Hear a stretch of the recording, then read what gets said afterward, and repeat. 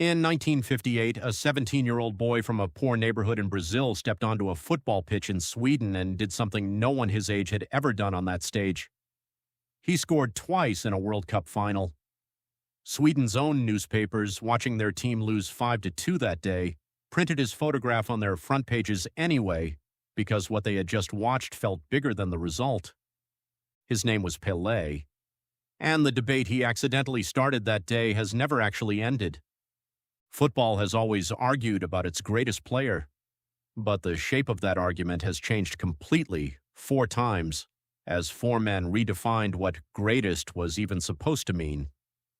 Pelé's case was built on something almost impossible to replicate.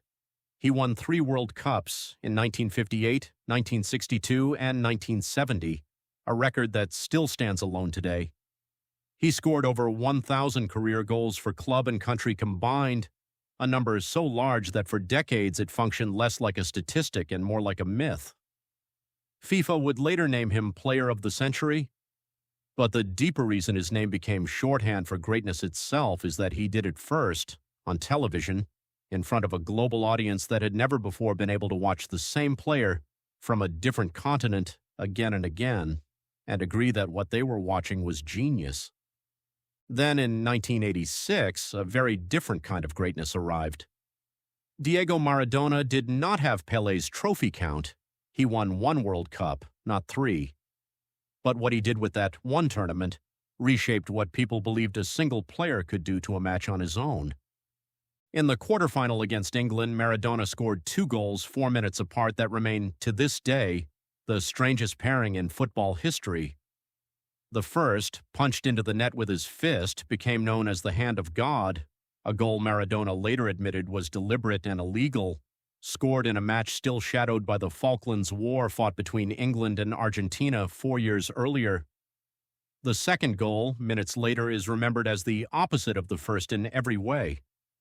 Maradona received the ball inside his own half, turned and ran 60 yards through 5 England players, weaving past each one before slotting the ball past the goalkeeper. FIFA would later vote it goal of the century.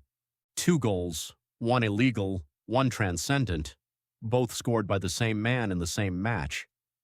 If Pelé's case was about consistency across decades, Maradona's case was about a single tournament so overwhelming that statistics almost felt beside the point.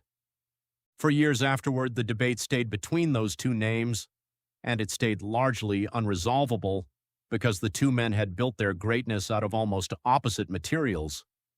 Then, in the early 2000s, a new argument began, and this one came with something the Pelé-Maradona debate never had: nearly identical statistical records generated by 2 men born within 18 months of each other, who spent almost 2 full decades directly competing for the same trophies. Lionel Messi and Cristiano Ronaldo did not just play in the same era. For much of their careers, they played in the same country, the same league, sometimes the same city, facing off in El Clasico matches that briefly became the most watched club fixture on the planet. Ronaldo built his case on relentlessness.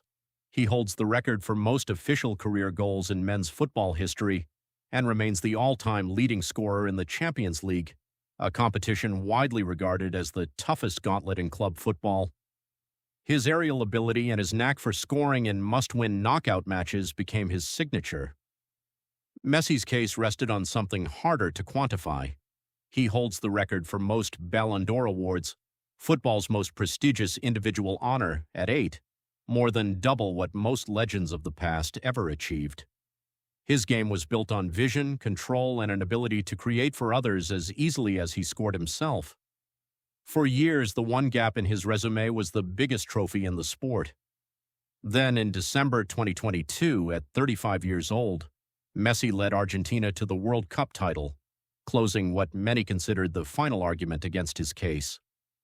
4 men, 4 different definitions of what greatest could mean. Pelé proved a player could dominate 3 different decades. Maradona proved a single flawed, brilliant tournament could outweigh a career's worth of numbers. Messi and Ronaldo proved that 2 athletes could spend 20 years pushing each other to heights neither might have reached alone. generating a rivalry so evenly matched that entire websites exist purely to track their statistics side by side. None of this actually settles anything, and that is worth sitting with for a moment, because it reveals something true about the debate itself. Former Liverpool defender José Enrique once argued that people who insist there is a single correct answer likely never watched Maradona play, since so much of his brilliance existed only in the memory of those who saw it live, before highlight reels and slow-motion replays could fully capture it for anyone born later. Brazilian legend Ronaldo Nazário, himself sometimes mentioned in the same breath as these four, put it differently. He called the group a special club that couldn't fairly be ranked at all, made up of players from generations too different to compare on the same scale. Maybe that is the actual answer hiding underneath the argument. The GOAT debate isn't really about numbers, even though people quote thousands of them trying to win it. It's about which version of greatness moved you personally. Whether you value the man who did it across 3 decades, the man who did it almost alone in one impossible tournament, or the 2 men who spent 20 years refusing to let each other rest. Football keeps producing players who might one day add a 5th name to this argument, but it is worth remembering that in 1958, when a 17-year-old scored twice in a World Cup final, the people who lost that match still put his photograph on their front page. They didn't know they were witnessing the start of an argument that would still be raging nearly 70 years later.